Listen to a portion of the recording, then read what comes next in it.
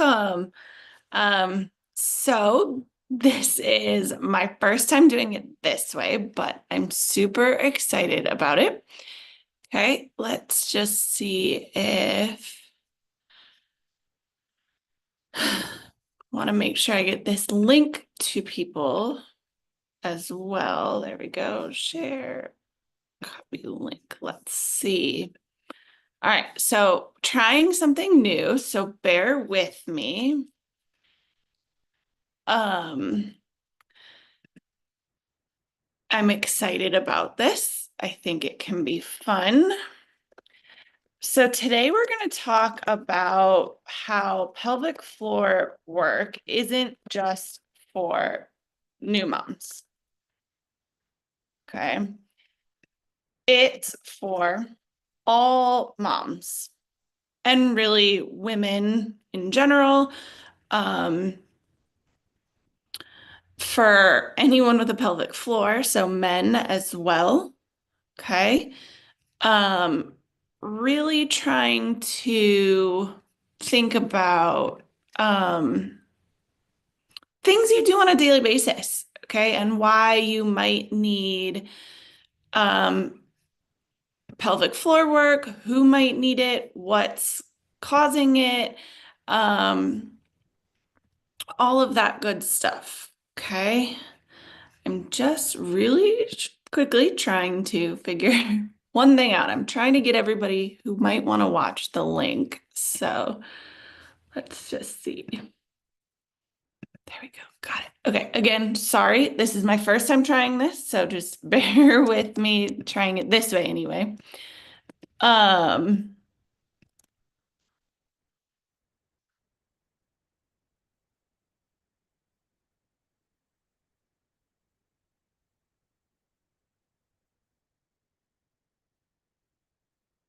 that works. Okay. So let's see, is that working? No. Okay. Now, if you are somebody who has ever sneezed, coughed, you want to jump or run, you want to play with your kids, all of these things are things that you have to consider with your pelvic floor. Okay, so if you are somebody who maybe you're a new mom right now and you have heard all the rumors of oh, peeing your pants is just part of being a mom. Peeing your pants is completely normal. The back pain you feel, you'll live with it forever. It'll be fine. And you're just kind of like, all right, that's my life now. Maybe it'll resolve, maybe it won't. Now, maybe you're somebody who is 10 years postpartum and you're like, I'm still coughing and peeing peeing when I cough. I'm still rushing to find the nearest bathroom. My back is getting worse. And you're like, I just can't live like this anymore. Okay. You're not alone. Today, we're going to talk about why the pelvic floor isn't just for new moms, why someone who's 10 years postpartum still experiencing all these things can have some of these issues still, that they can be fixed, okay? Basically, if you want to feel strong, to feel confident and in control of your body, then pelvic floor work is for you. Okay, whether you're a new mom or you're 10 years postpartum. So for those of you who are new here, I'm Jen. I am Mom's Fit Life, and I help moms rebuild strength and confidence with simple, effective workouts that fit into your busy life. And today we're going to dive into pelvic floor health, what it is, why it matters, and how you can strengthen yours beyond Kegels. Okay, and really, I want to kind of get rid of the idea of Kegels being the solution for things. Okay, so first, let's talk about your pelvic floor and what it actually is.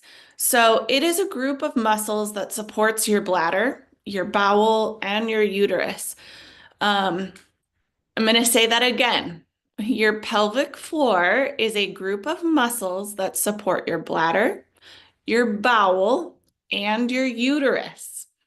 Okay. It also plays a huge role in core stability and how your body moves every day.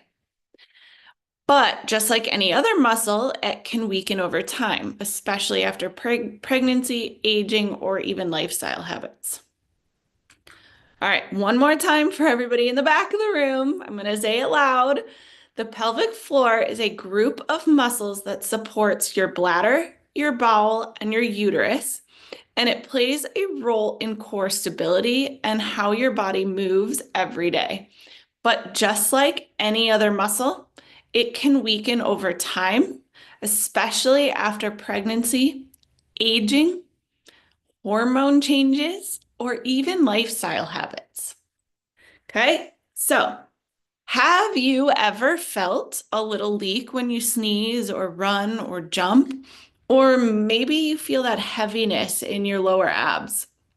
Okay, so if you're watching this live, drop a yes in the comments if you relate, if you have felt that before.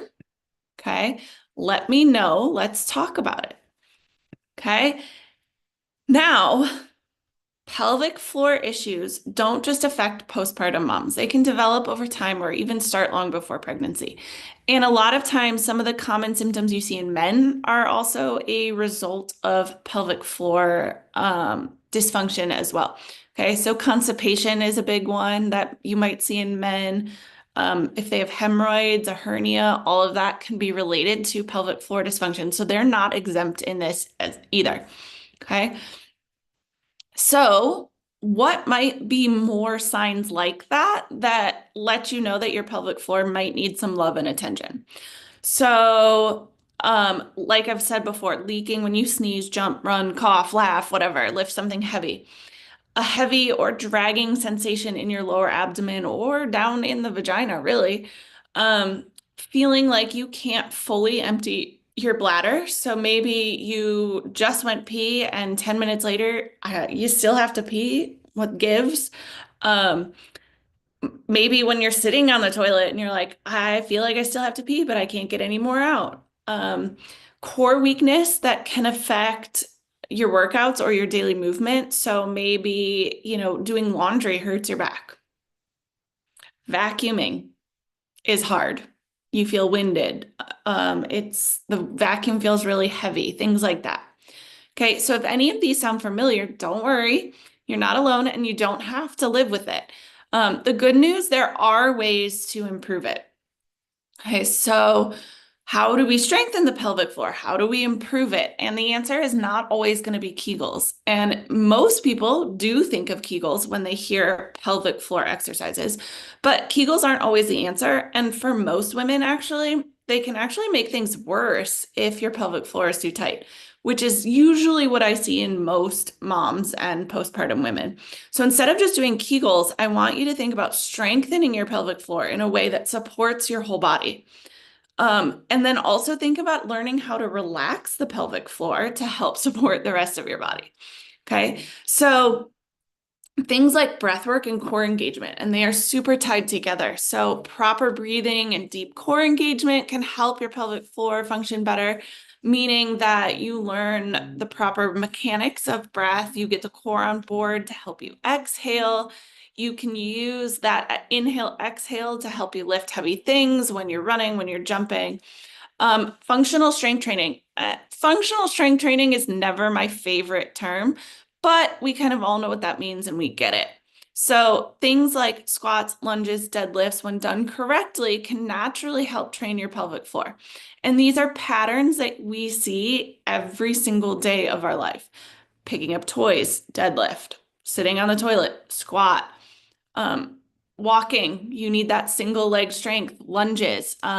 So those things are super helpful, but then also learning how to rotate, move the limbs and stabilize the trunk, all of that kind of stuff can be helpful and mimic daily life. Okay, so hip and glute strength is another big one. Having a stronger lower body supports your pelvic floor function and stability. And oftentimes I see with moms, new moms especially, hip and glute strength is often what goes first. Obviously abs because you stretch out, but after that becomes the hip and the glute strength. Okay. And then what happens as we get later into postpartum years, 10, 20, 30 years, if we've never regained that strength in our hip and our glutes, what'll happen is we'll compensate from other places and it'll start leading to symptoms. So you may not have any symptoms as a new mom, but you probably have some weaknesses in the core, the hips, and the glutes. And then you build on those weaknesses by continuing the bad habits because you don't see any symptoms.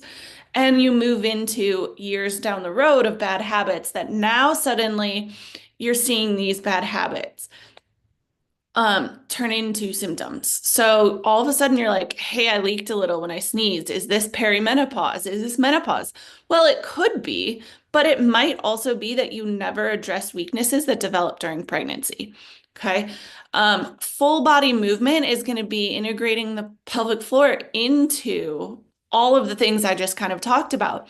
And learning how to squat and press, how to do a lunge and twist, really getting that on board so that when you run and jump, which are full body movements, when you lift your kids, your pelvic floor knows how to adapt and it can react. Okay. So the key here with pelvic floor work is it is never too late to start. Okay. It is never too late to work on your pelvic floor health. Whether you've had a baby last year, 10 years ago, or never had kids at all, your pelvic floor matters. Okay? If you're dealing with leaks, discomfort, core weakness, don't ignore it. Don't listen to it's just part of motherhood. A few targeted exercises specific to you and your body and your needs can make all the difference in how you feel and move every single day from now until the end of your life. Okay. So if you are ready to start improving your pelvic floor health, I'd love to help. Drop a comment or send me a message and let's chat about the right approach, what it looks like for you. Okay, so thank you for joining me today.